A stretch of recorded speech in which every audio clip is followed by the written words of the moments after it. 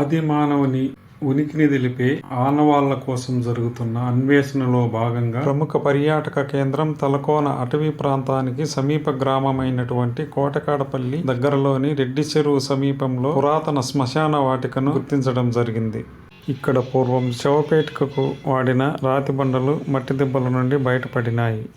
క్షేత్ర పరిశీలనలో ఇక్కడ దొరికిన ఆనవాళ్లను బట్టి పూర్వం ఇక్కడ గుంతలో బండలను శవపేటికలాగా ఆకారం వచ్చేటట్లు నిర్మించి శవాన్ని ఉంచి చుట్టూ రాళ్లతో చతురస్రాకారం లేదా వృత్తాకారం వచ్చేటట్లు కట్టి పైన మట్టిని పోసి దిబ్బలాగా ఉంచేవారని తెలుస్తోంది. శవపేటిక చుట్టూ సుమారు 3 అడుగుల వెడల్పుతో రాళ్లతో నిర్మించిన చతురస్రాకారపు పునాది ఆకారాలు సుమారు 7-8 అడుగుల పొడవు వెడల్పుతో మరియు వృత్తాలు సుమారు 6 అడుగుల వ్యాసార్థం కలిగి ఉన్నాయి.